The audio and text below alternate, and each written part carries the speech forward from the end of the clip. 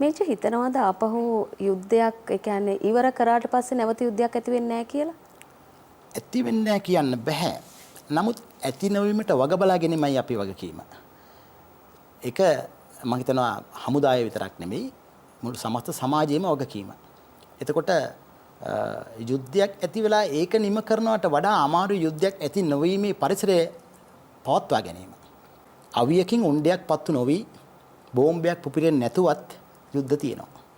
යුද්ධමේ පරිසරය තුල කවුරු හරි ගත කිරීමම යුද්ධයක්. ඒකට මිනිස්සු ගහමරා ගන්න ඕනේ නැහැ.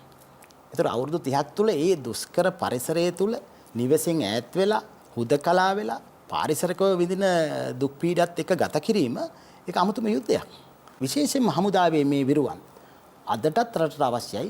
හැබැයි ඔවුන් ඒ දවසේ බිහි පරිසරයක් නැවත ඇති නොවීමට අපි වග බලා ගන්න ඕනේ. එවැනි පරිසරයක් තුලින් නැවත නැවත වීරයන් බිහි කිරීම නෙමෙයි අපිට අවශ්‍ය වෙන්නේ. වීරයන් වෙනත් ක්ෂේත්‍ර හරහා එළියට එන්න ඕනේ. අරවැනි පරිසරයක් ඇති නොවීමට වග බලා ගැනීම හමුදාවේ විශේෂයෙන්ම ඊළඟට සිවිල් සමාජය තුලත් අනුලංඝනීය වගකීමක්.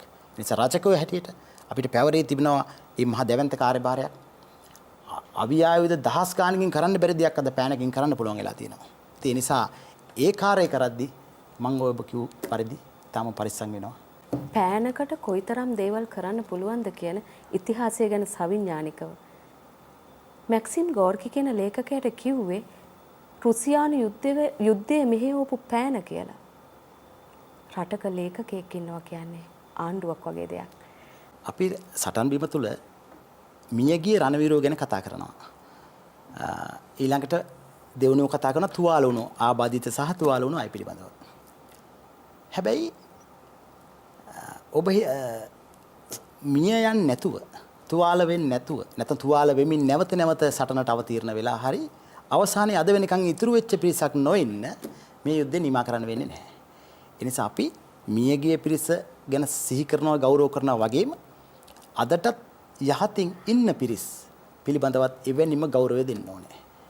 මොකද ඔවුන් තමයි මේ යෂ්ටි අවසානයේ දක්වා අරගෙන ගියේ. මේ ජයග්‍රහණය හැම කෙනෙක්ම තුවාල වුණා නම් මුලදී හැම කෙනෙක්ම මිය ගියා නම් මේ සටන ඉවර කරන්න බැරි වෙනවා.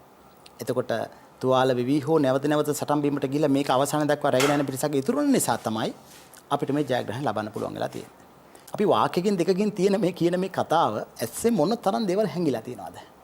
සමහරට කෑම නැතුව එතකොට තුවාල වුණු කෙනාව ආපහු වෛද්‍ය ප්‍රතිකාරයක් ගන්න තැනකට යවා ගන්න විදිහක් නැතුව සටන් බිමේ පෙරමුණේ සටන් වදින කෙනා තුවාල වුණාම මරණාසන්න තුවාල වුණාම වුණත් ඔහුව එක තැනින්ම අපිට වෛද්‍ය මධ්‍යස්ථානට අරන් යන්න බෑ. සමහරට අපි කරේ බඩ ගාගෙන පස්සට අරන් යනවා සටන් බිමේ පෙරමුණේ ඉන්න තුවාල වෙච්ච අය.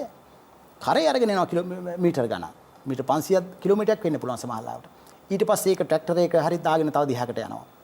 ඊට පස්සේ තමයි ඇම්බියුලන්ස් එකකට තවත් මගදී මාරු වෙන්නේ. එහෙම ගිහිල්ලා වෛද්‍ය ප්‍රතිකාර තාවකාලික වෛද්‍ය මධ්‍යස්ථානයට එනකොට සමහරට ඔහු තුවාල වෙන්නේ උදේ 6ට 7ට වෙන්න පුළුවන්. නමුත් ඔහුට ප්‍රතිකාරය ලැබෙන තැනකට එනකොට තව පැය 4ක් 5ක් ගෙවිලා. ඒතර ඒසා දුෂ්කරතා මැද්දේ තමයි මේ සටන් බිමේ රණවිරෝ මේ කැපකිරීම කළේ. සාමාන්‍යයෙන් සෙබලෙක් මිය යන හැම මොහොතෙම ආසන්නතම ඉන්න සගය දිහා බලනවා. උපන් මහ පොළොව දිහා බලනවා. ඒ සගය දිහා බලන්නේ මොකද මේ මට ඉවර කරගන්න බැරුණ ටික ඉවර කරන්න කියන එක. මහ පොළොව දිහා බලාගෙන අවසාන හුස්ම හෙලන්නේ මේ මහ පොළොවට මම ණය නෑ කියන්න. ඒ නිසා මේ අපි 27000කට වැඩි පිරිසක් අපේ හමුදාවේ මැරුණා. ඒතර මේ හැම නිහඬ තනි මිය යාමක් වෙනුවෙන්ම අකුරක් සටහන් වෙන්න ඕනේ. ඒක සමාජයට යන්න ඕනේ. ඒක වර්තමාන සමාජයේ එකම සුවංගනා කතාව වගේ දකිනවා. හැබැයි එහෙම නොවේ කියලා පෙන්වන ඕන නිසා තමයි මම පොතක් වෙනුවෙන් ඉච්චර කැප වෙන්නේ. ඒ නිසා මේ ගැන ඊතරම් අවබෝධයකින් නැති අයට මම කියනවා බලෙන් හරි මේ පොතක යම්කිසි කොටසක් කියවන්න. ඒතර ඔබට දැනේවි ඒ රණවිරුවන්ගේ කැපකිරීම කොච්චරද යුද්ධයේ කියන්නේ මොකක්ද කියන එක දැනේවි කියලා. රණබිමේ මේ අත්දැකීම් සහිත අයට කියන්න කතාවක් තියෙනවා. ඒක අද ගත්තොත් විධාමුදාපතිතුමාගේ ඉඳන් පල්ලෙහාම සෙබල දක්වා අත්දැකීම් සහිත අයවලුන් ගත්තොත් 2009ට පෙර බැඳිච්ච මේ හැමෝටම කියන්න කතාවක් තියෙනවා. ඒ නිසා මේ කතාව වහවහ සමාජයට දිය යුතුයි. අපි අදටත් අපි ඉතිහාසය ගැන කතා කරනකොට දුටුගැමුණු රජුරෝ ගැන, පණ්ඩුකාභය රජුරෝ ගැන, මහ රජවරු ගැන තමයි කතා කරන්නේ. පරාක්‍රම බාහු රජුරෝ ගැන. ඇයි කතා කරන්නේ?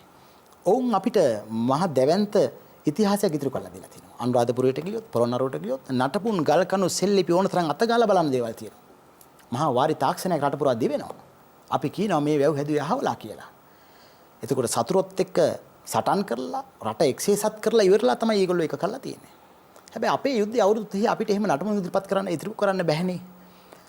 අපිට මේ බෝම්බ හැරිච්ච වලවල් වෙඩි වෙදිච්ච බිත්ති ඕවා ඉතුරු කරන්න බෑ. අද මේ පරිසරය භෞතික සංවර්ධනයත් එක්ක වැහිලා ගිහිලා තියෙන්නේ.